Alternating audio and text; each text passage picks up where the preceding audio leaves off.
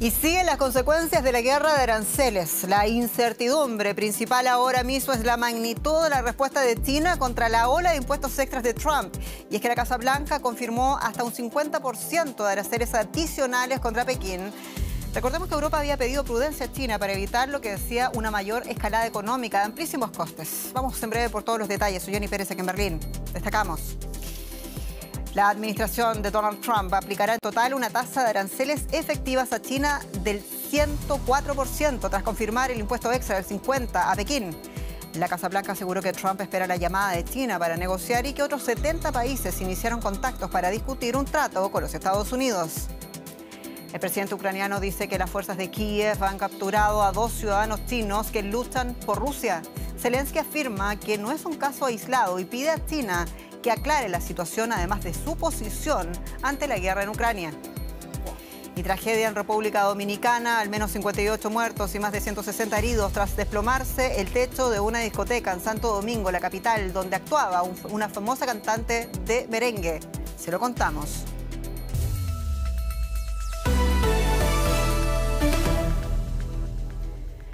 El gobierno chino tachó los nuevos aranceles de los Estados Unidos de chantaje y advierte que van a luchar hasta el final. Ello luego de que la Casa Blanca diera luz verde a un nuevo arancel extra del 50% a las importaciones procedentes de China, lo que elevará los gravámenes sobre los productos chinos al 104%.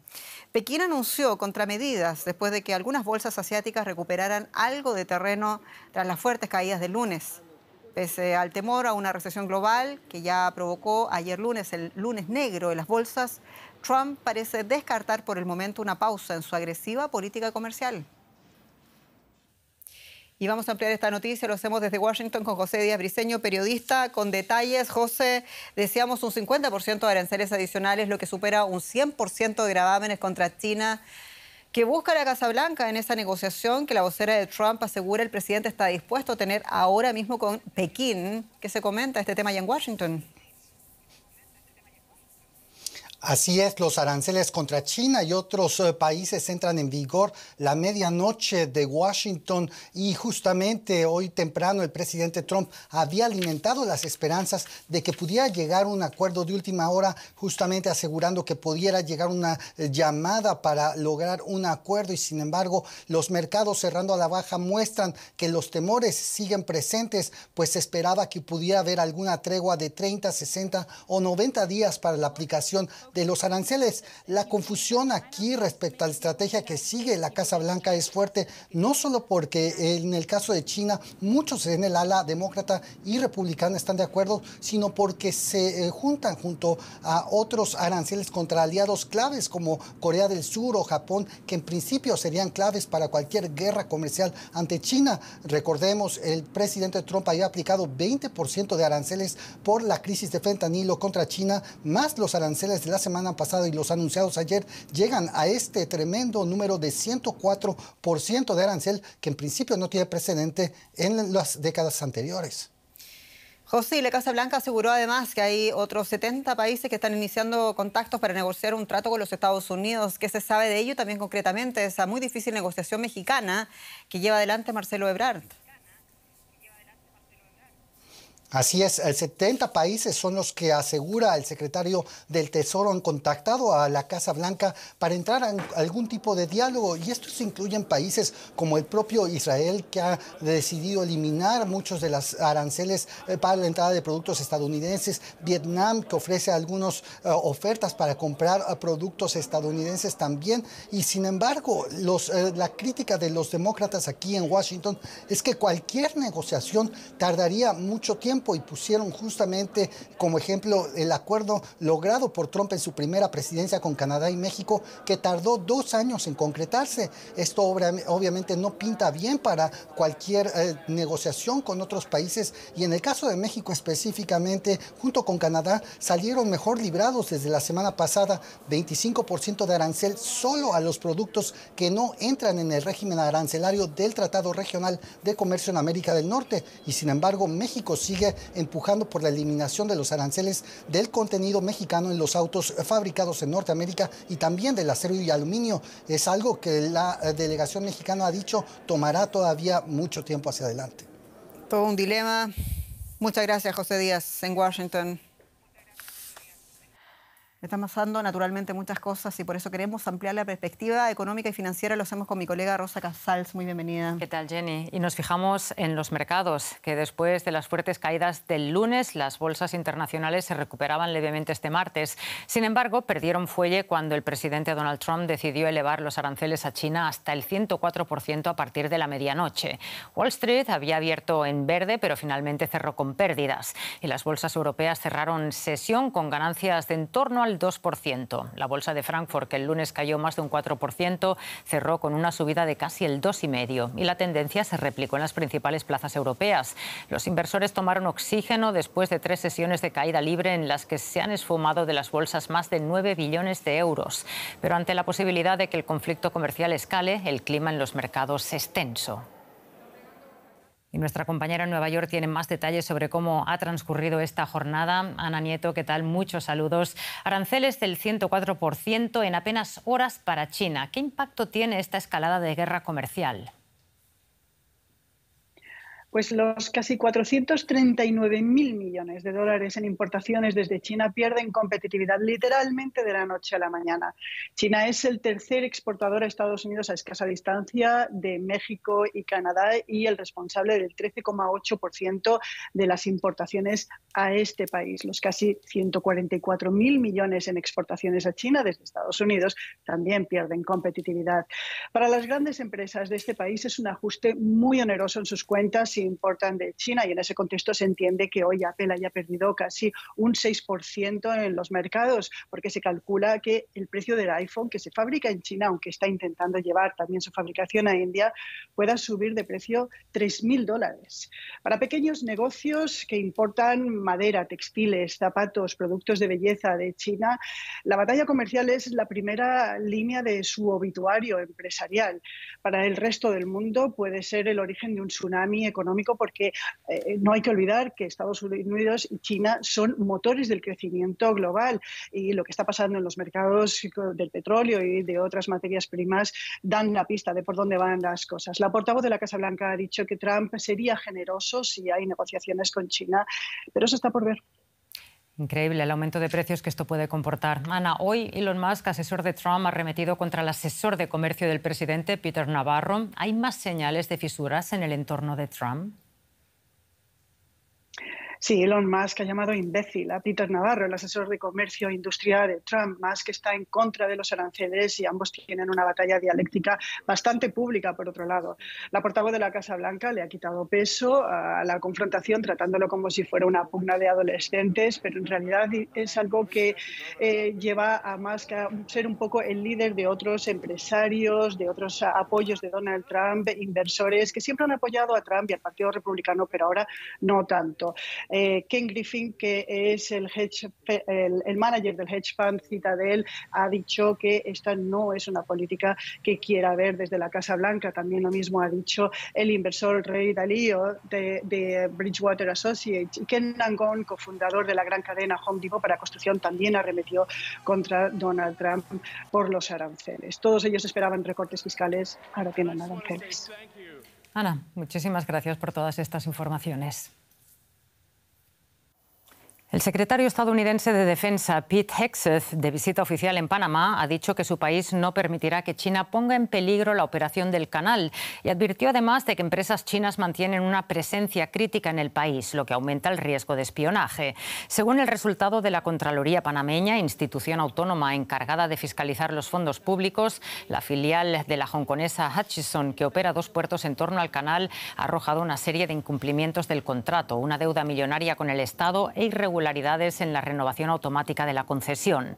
Un resultado que se da a conocer cuando Hegseth, el jefe del Pentágono, asiste a una conferencia regional de seguridad en medio de esas tensiones tras las intenciones manifestadas por Donald Trump de recuperar el canal debido a la denunciada influencia china sobre la vía. El canal de Panamá enfrenta amenazas constantes. Estados Unidos no permitirá que la China comunista ni ningún otro país amenace el funcionamiento o la integridad del canal. Por eso, en las últimas semanas, Estados Unidos y Panamá han reforzado como nunca su cooperación en materia de defensa y seguridad. Empresas con sede en China siguen controlando infraestructuras clave en la zona del canal. Eso le da a Pekín la posibilidad de llevar a cabo actividades de vigilancia en todo el territorio panameño. Una situación que, según Washington, compromete la seguridad, la prosperidad y la soberanía tanto de Panamá como de Estados Unidos. Conversamos sobre este asunto con el economista Felipe Argote, que nos acompaña desde Ciudad de Panamá. Señor Argote, gracias por atendernos. Escuchábamos al secretario de Defensa de Estados Unidos. ¿Piensa usted que es cierto lo que dice Estados Unidos, que China tiene el control sobre el canal de Panamá? No, realmente eso es un disparate. Aquí lo que hay es una empresa de capital, que era de capital inglés, ubicada en Hong Kong y que luego compraron los chinos. Y que durante todo este tiempo lo único que ha demostrado es la capacidad que tiene para impulsar la corrupción entre los políticos.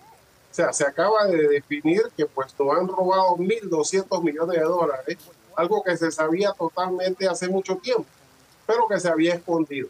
Pero estas empresas chinas, mira, los chinos no tienen ni siquiera inversión en Panamá. Ellos lo que hacen es participar en licitaciones para ganársela y tomar plata que financiamos nosotros. Pero influencia china en el canal no existe. El canal es manejado por Panamá. Señor Argote, parece que Panamá le está haciendo el juego a Estados Unidos. El presidente Mulino ha anunciado que no renovará el acuerdo conocido como la Franja y la Ruta de la Seda con China, pero ¿no teme Panamá una excesiva influencia de Estados Unidos? Bueno, Panamá es un país neutral. Y si bien es cierto, el acuerdo de la Ruta y la Seda fue letra muerta, porque como he dicho, los chinos no han invertido nada aquí. Invierten en Perú, en Argentina, en Brasil. Panamá no tienen un real invertido. Lo cierto es que este es un país logístico, que depende del movimiento de carga. Entonces, lo que dice el presidente Molino realmente es un saludo para caerle bien simpático a Donald Trump, pero eso no tiene ninguna relevancia porque lo que ha dicho es que no se va a renovar. Pero ese acuerdo que ha sido letra muerta, porque los chinos no han invertido nada, tampoco se termina hoy. Así que de aquí a que venza, puede ser que ocurra otras cosas. Pero yo creo que más bien sí, para caerle simpático a los norteamericanos, lo cual es preocupante porque parece que está dispuesto a firmar en cualquier lugar que le pongan una cruz. Señor Argote, economista panameño, muchísimas gracias por su tiempo. Un saludo. La Cámara de Diputados de Argentina aprobó este martes la creación de una comisión para investigar el caso de la fracasada criptomoneda Libra, cuyo lanzamiento promovió el presidente Javier Milei en sus redes sociales poco antes de que colapsara y afectara a miles de compradores el pasado 14 de febrero.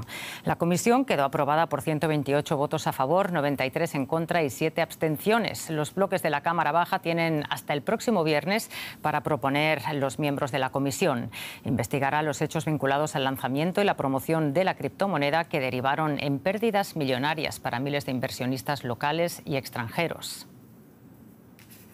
El presidente de Venezuela, Nicolás Maduro, ha declarado el estado de emergencia económica. Culpó de esta medida a lo que calificó de guerra económica mundial desencadenada por los aranceles de Estados Unidos. Maduro invocó con esta declaración poderes constitucionales que le otorgan una autoridad especial para gestionar la economía.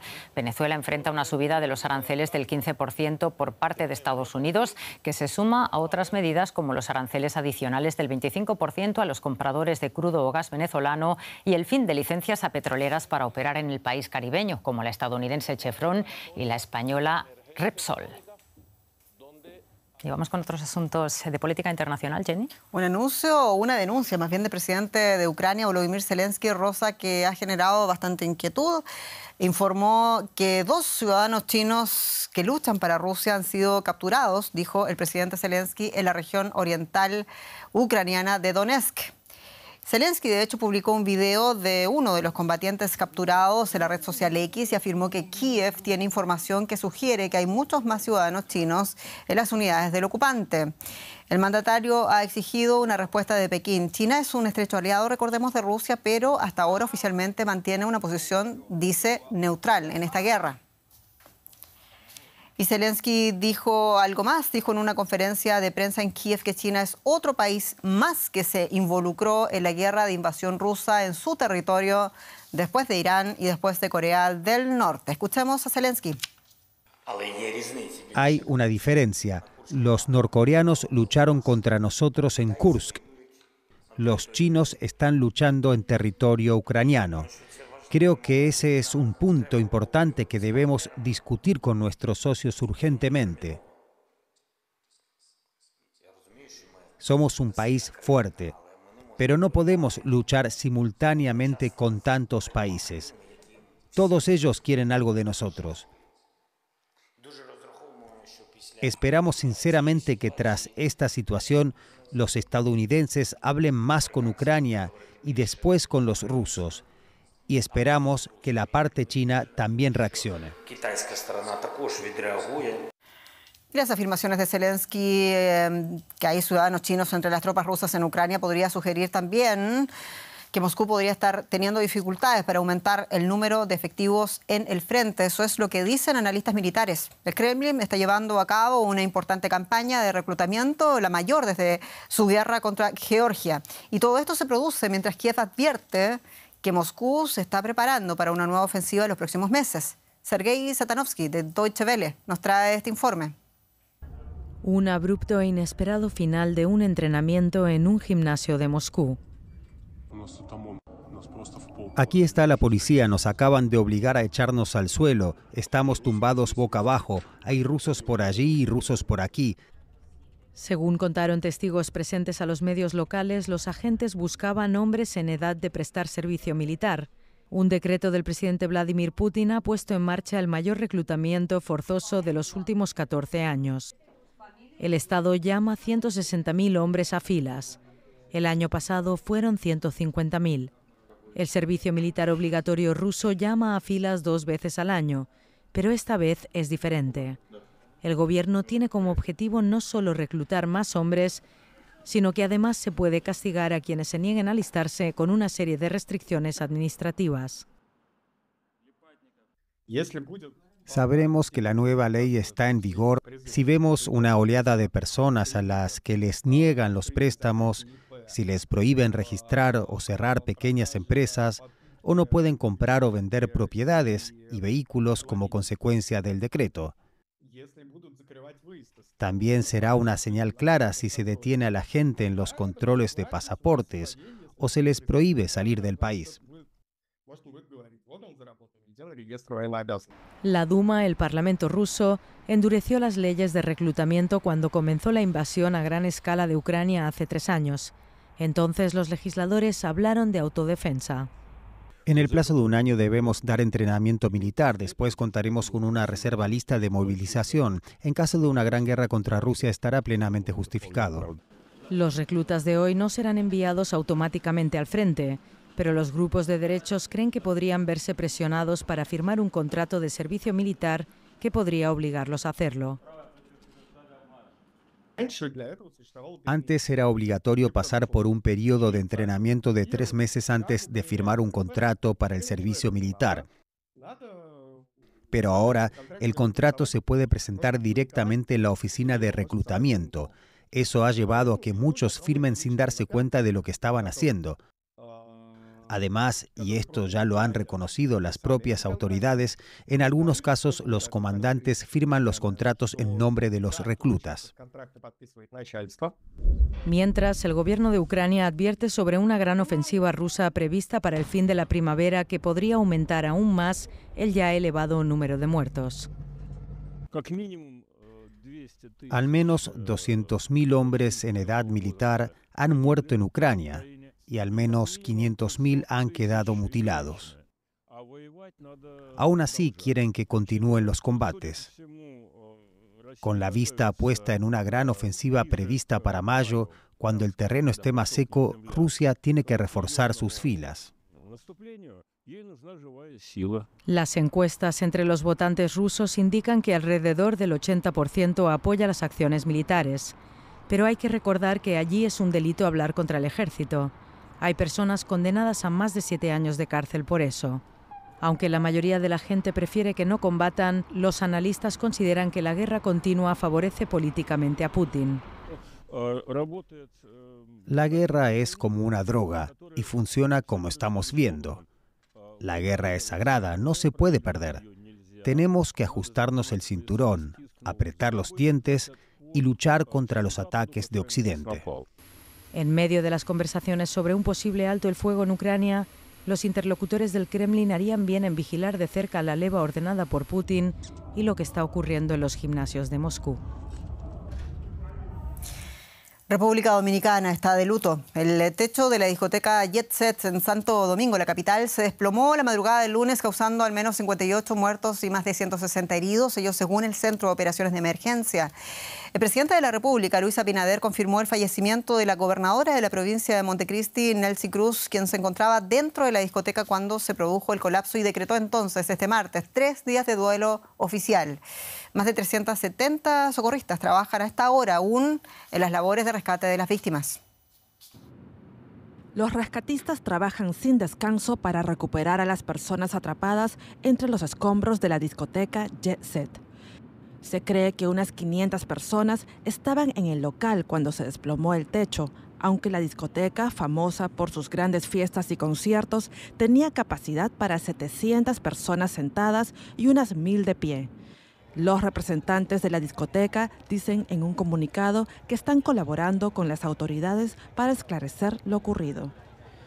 Los familiares de las víctimas esperan noticias en las inmediaciones del local colapsado.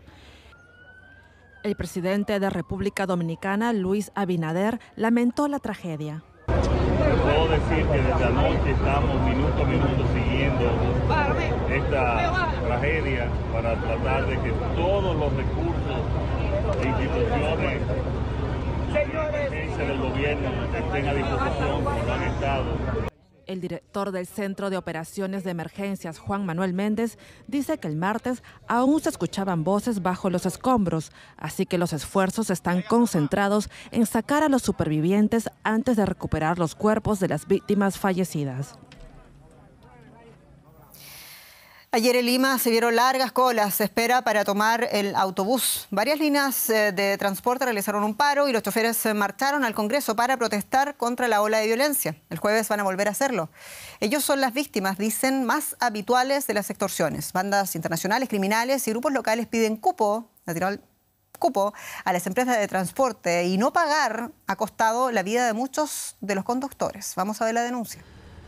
Conducir un autobús se ha convertido en una actividad de riesgo en Lima. Los choferes están expuestos a robos, amenazas y al cobro de una extorsión o cupo. Si la empresa para la que trabajan no paga, los extorsionistas pueden cobrarse con su vida.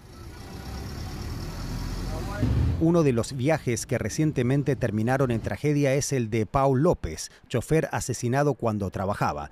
En su velatorio la gente tiene miedo de hablar, pero su hermano está cansado del silencio. Fui a sacarlo de la morgue y tiene un código, ¿no? Código de acta de función. En eso se convierten los seres humanos acá en el Perú. En números, estadísticas. Cada 4 horas se registra un homicidio en Perú. Según el Sistema Nacional de Defensa, este semestre ha sido uno de los más violentos desde 2017. Los conductores se sienten desprotegidos. Yo no estoy contra la empresa, porque la empresa hace su gestión. Buenos vehículos, trabajamos bien uniformados. Esta es la obra del Estado. Este es el Estado. Lamentablemente estamos en estado de emergencia. No hay un policía. 7 de la noche, vete por acá. No hay nadie, señor. Desde el 17 de marzo se declaró en Lima un estado de excepción que movilizó al Ejército Nacional para apoyar a la policía. El ejecutivo de Dina Boluarte considera que esto logrará bajar la inseguridad, pero ha promulgado leyes impulsadas por el Congreso que declararon prescriptos delitos de lesa humanidad anteriores a 2002 y modificaron la definición de crimen organizado. Según la oposición, eso ha derivado en mayor impunidad y dificulta la lucha contra el delito. Entonces, estamos viendo que el Estado también facilita todo esto y evidentemente, por otro lado, no tiene herramientas reales como planes, estrategias para poder enfrentar el problema. Detrás de las extorsiones están bandas internacionales, pero también grupos locales. Choferes y familias de víctimas hablan de improvisación para combatirlos. Mi hermano es un conejillo de India, ¿no? Esta semana ponemos estado de emergencia a ver qué pasa. Esta semana implementamos el plan tal, a ver qué pasa. Hoy mataron uno, no sirve. Otro plan, ¿qué hacemos? No sé, sacamos al ejército, sacamos a esto, ¿no? Cambiamos de ministro. O sea, hay un vacío, algo está fallando. 1 de cada 4 limeños declara haber sido amenazado o extorsionado en el último año. Algunos pagaron con su vida. Y más noticias. Una niña de 3 años contagiada de gripe aviar H5N1 murió en el estado mexicano de Coahuila, esto es al norte de México, y su caso fue primero reportado en humanos en México y hasta ahora el único. La menor falleció debido a una falla múltiple orgánica, según las autoridades sanitarias locales. Cuando se confirmó el caso hace una semana apenas, las autoridades mexicanas notificaban el diagnóstico a la Organización Mundial de la Salud y capacitaban también al personal sanitario de la región para responder a posibles brotes. Además, se iniciaron operativos de búsqueda de casos sospechosos. La cepa H5N1, descubierta en el año 97, es una de las principales responsables de los diagnósticos de gripe aviar en seres humanos, según los Centros para el Control y la Prevención de Enfermedades de los Estados Unidos. Y queremos terminar con una imagen muy linda de Berlín, porque la flor del cerezo anuncia la llegada de la primavera a la capital alemana y lo hace siempre con un poquito de antelación. Esta es una de las primeras flores, quiero decir, que ven el sol después del invierno, y los berlineses naturalmente peregrinan para visitar a los árboles adornados en color rosa y blanco. Las imágenes. Tras la caída del muro de Berlín, Japón donó varios miles de estos árboles que están estrechamente ligados a la cultura nipona. Estos se plantaron en lugares simbólicos de la división de Alemania. Y la flor del cerezo representa los nuevos comienzos y la fugacidad también, que solo permanece abierta de 10 a 14 días.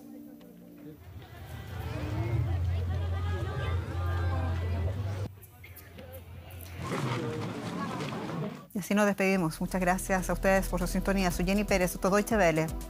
Hasta pronto.